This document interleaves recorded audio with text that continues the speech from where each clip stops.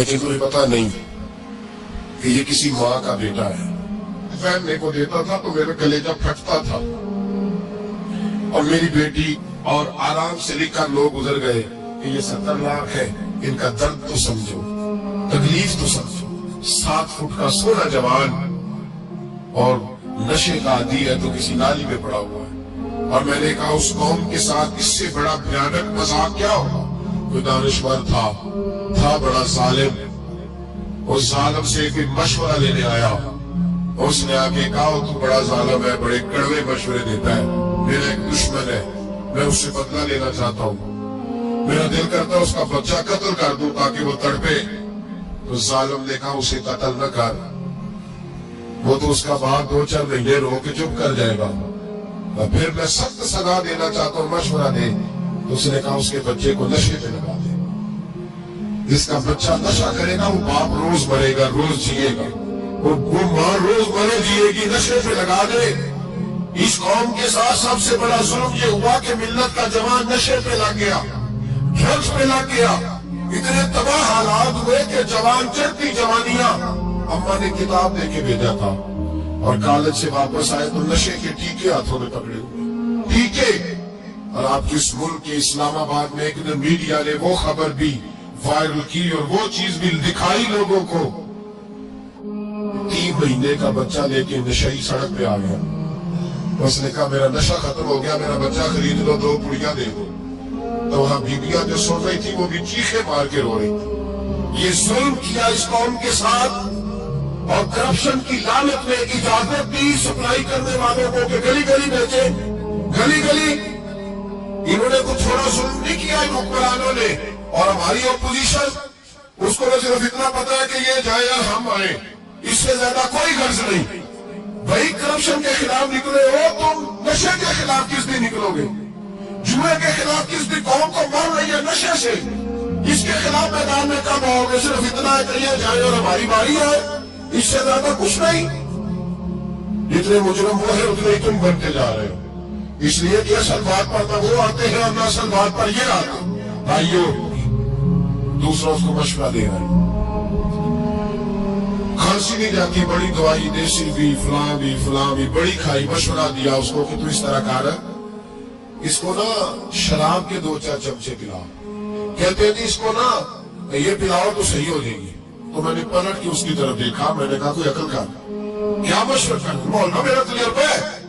میں نے کہا تیرا تجربہ افضل ہے یا رسول اللہ کا فرمان زیادہ افضل ہے؟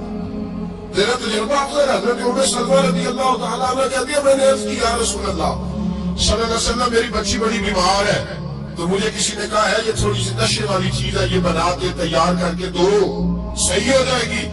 بیمار ہے بچی تو یہ نشے والی چیز ہے, اس کو تیار کر کے دو, تھوڑا نشہ ہے. اگرچہ بعض, میں نے شروع میں کہا, بعض لوگ مریض کو, سخت مریض کو ایسی ادویات جو مجبوری بن جائے اس کی گنجائش اور اجازت دیتے ہیں. محتاط علماء اس میں بھی بہت ساری چیزیں پہلے بیان کرتے ہیں, لیکن اس نے کہا کہ میرا نشہ دینا ہے شفا کے لیے. حضرت ام سلمہ کہتی ہے میرے نبی پاک نے میری طرف دیکھا, میری طرف.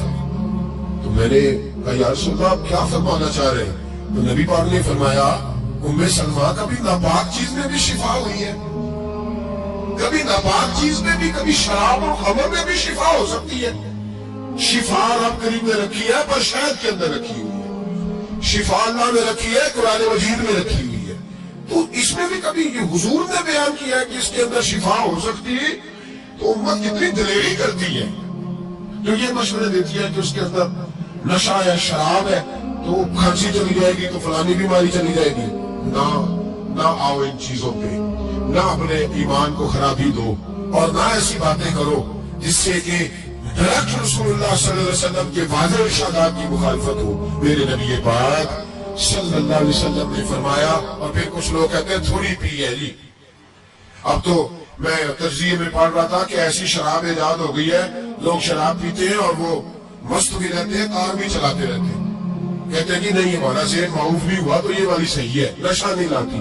میرے نبی پاک صلی اللہ علیہ وسلم نے فرمایا جس چیز کی تھوڑی مقدار, زیادہ مقدار حرام ہے اس چیز کی تھوڑی مقدار بھی حرام ہے, جس کی زیادہ مقدار حرام ہے اس کی تھوڑی بھی تو خمر اور شراب اگر فل پینا جائز نہیں تو تھوڑی پینا بھی جائز ہے، یہ حرام ہے اور حرام تھی اور قیامت تک حرام ہی رہے گی۔ میرے نبی پاک صلی اللہ علیہ وسلم نے منع کیا اور حضور نے اظہار ناپسندیدگی فرمایا، اور میں 40 دن تو عبادت ہی قبول نہیں ہوتی شراب پینے والی جب تک سچی توبہ نہ کرے۔ ایک دن صحابہ بیٹھے تھے سارے، حضرت ابوبکر صدیق بھی تھے، فاروق اعظم بھی تھے، عثمان غنی بھی تھے، ڈھیر ساری تعداد تھی صحابہ کی، سارے تشریف فرما تھے۔ حضرت عبداللہ ابن عمر لوگوں کو گناہوں سے گفتگو سے آپ یہ کر رہے تھے۔ عبداللہ ابن عمر کہتے ہیں بیٹھے تھے اور یہ گفتگو کر رہے تھے کہ گناہوں سے پلاننگ یہ ہوتی تھی، ان کی جو محفلیں ہوتی تھی نا بیٹھ کے، وہ خوشخبریاں نہیں ہوتی تھی بلکہ وہ تبلیغ کی، جدوجہد کی، لوگوں کو برائی سے منع کرنے کے لیے بیٹھتے تھے، اس پر منصوبہ بندی کرتے تھے، پلان کرتے تھے، آگے ترتیب دیتے تھے۔ گفتگو ہو رہی تھی، اب آپس میں بات ہونے لگی کہ کون سا گناہ زیادہ برا ہے جس پر سب سے پہلے کام کیا گیا۔ تو دور ایک صحابی بیٹھے تھے، ان کا نام تھا عبداللہ ابن عمر، ایک عبداللہ بن عمر ہے اور ایک عبداللہ ابن عمر ہے۔ حضرت عبداللہ ابن عمر دور بیٹھے تھے، بڑے سمجھدار سیانے باریک بین آدمی تھے۔ تو حضرت عمر فاروق اپنے بیٹے سے کہنے لگے جا عبداللہ ابن عمر سے پوچھئے کہ سب سے سخت گناہ کون سا ہے۔ توجہ ہے میرے بھائیوں، ادھر دیکھیے گا میری جانب، پوچھ گیا کہ سخت گناہ کون سا ہے۔ عبداللہ بن عمر رضی اللہ تعالیٰ عنہ کی خدمت میں جب عبداللہ ابن عمر گئے تو جا کے کہنے لگے کہ صحابہ پوچھتے ہیں کہ آپ نے زیادہ وقت گزارا ہے نبی رحمت صلی اللہ علیہ وسلم کے پاس، تو بتلائیے برا گناہ کون سا ہے، سب سے سخت گناہ، تاکہ سب سے پہلے اس پر پابندی لگائی جائے، اس پر محنت کی جائے۔ تو حضرت عبداللہ ابن عمر کہنے لگے صحابہ کو جا کے بتا دو کہ سب سے برا گناہ شراب پینا، سب سے برا گناہ، اور یہ ام الخبائث برائیوں کی جڑ ہے، گناہوں کی ماں ہے، یہ بنیاد ہے، باقی گناہ اسی سے شروع ہوتے ہیں۔ کہتے ہیں میں نے آ کے بتایا تو حضرت ابوبکر صدیق رضی اللہ تعالیٰ عنہ سیدنا فاروق اعظم کہنے لگے خود جاتے ہیں، ان کے پاس خود جاتے ہیں، چونکہ ہم نے بات سننی ہے ہم خود جاتے ہیں اور ان سے جا کر کے سوال کرتے ہیں کہ اگر آپ کو اس تفصیل کا پتہ ہے نا تو اس کے پیچھے بھی کوئی تفصیل ہوگی جو میرے نبی پاک نے بیان کی ہوگی صلی اللہ تعالی علیہ وسلم، اس تفصیل کا بھی آپ کو پتہ ہوگا جو نبی پاک نے بیان کی ہوگی، اس بات کے پیچھے جو بیک گراؤنڈ ہے، جو پس منظر ہے۔ فرماتے ہیں کہ ہم اٹھے، عبداللہ ابن عمر کے پاس گئے، ان سے جا کے پوچھا جناب آپ نے یہ تو فرمایا ہے شراب ام الخبائث ہے، تو اس کے پیچھے پس منظر کیا ہے؟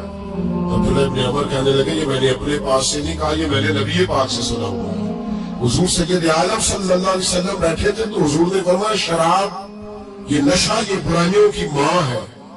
اور پھر حضور نے ایک مثال بیان فرمائی، نبی رحمت علیہ السلام نے فرمایا بنی اسرائیل کا ایک واقعہ ہے، ایک خوبصورت جوان تھا، ایک عورت کا دل آ گیا اس پر۔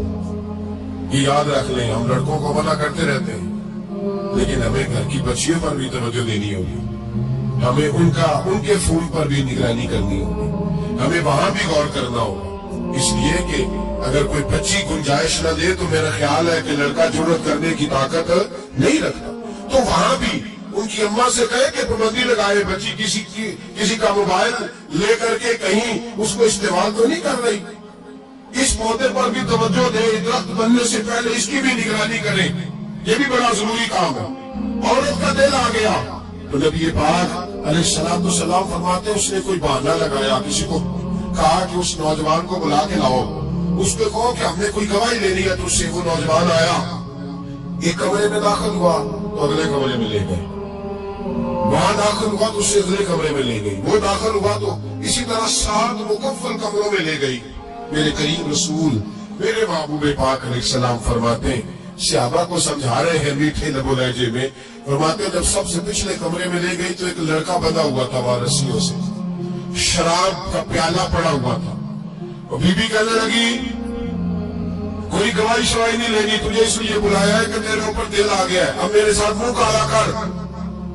تو وہ جوان کہنے لگا نہیں، میں نے اپنے نفس کو پاک رکھا ہوا ہے، میری نظر بھی پاک ہے، دل بھی پاک ہے، اور اس کی برکت یہ ہے کہ رب نے میری روح کو بھی پاک رکھا ہوا ہے، تو میں یہ حرکت نہیں کر سکتا۔ پاک لوگ पलीद कामों की जानिब तवज्जो नहीं करते, मैं ये हरकत नहीं कर सकता।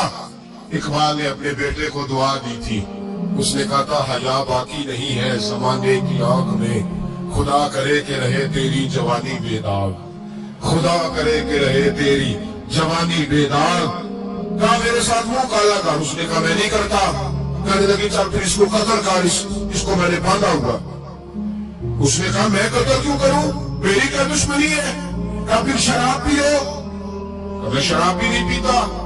तो कहने लगी अब तो मैंने तुझे अपने चुंगल में फांस लिया है, अब तो यहां से बच के जा नहीं सकता, और अगर तू बाहर जाएगा तो मैं शोर करूंगी, लोग जमा करूंगी, इसने मेरी इज्जत आबरू पे हाथ डाला है, तो तू बच तो नहीं सकता, एक काम तो करना पड़ेगा।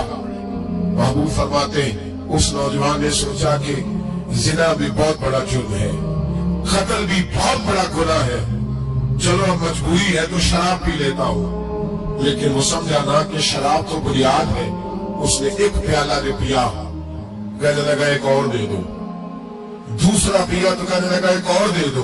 अब 3 प्याले 3 बोतलें शराब जो पी चुका तो खुमारी चढ़ गई। अब उस औरत के करीब जाने लगा कि मैं तेरे साथ जिना करूंगा। उसने कहा जब तक मैं करीब नहीं आने दूंगी जब तक तू इसे कत्ल न करे। उसने उसे कत्ल भी किया, जिना भी किया। तो महबूब फरमाने लगे ये कत्ल और जिना जो हुआ है तो ये शराब की वजह से हुआ है। वो शराब को जुर्म है जो कत्ल भी कराएगी, जो जिना भी कराएगी। और अगर आप नशई को देखें, अगर आप शराबी को देखें, तो क्या वो डकैतियां नहीं करता फिरता, वो चोरियां नहीं करता, वो अपनी ही माँ का जेवर नहीं बेचाता, वो अपनी ही बहन का पड़ा हुआ जहेज नहीं बेचाता, वो अपने घर में डाके नहीं डालता, वो अल्लाह के घर मस्जिद में आकर के चोरी नहीं करता। उसने इसलिए करता है कि ये नशा, ये शराब, ये माँ है गुनाहों की, ये जड़ है। मिल्लत के लोगों याद रखो, इस उम्मत, इस पाकिस्तान के साथ जहाँ बहुत सारे जुल्म हुए, वहाँ बड़ा जुल्म ये है कि बहुत बड़ा तबका जवानों का नशे का आदी है। वो नशा इन्हें इश्क मजाजी और औरतों के इश्क की जानिब ला रहा है। वो नशा चोरियां करा रहा है, कत्ल करा रहा है, डकैतियां करा रहा है। बहुत बड़े जालिमों ने बहुत बड़े हाउस बनाए हुए हैं जिनके अंदर शराब फराम की जाती है, नशा दिया जाता है।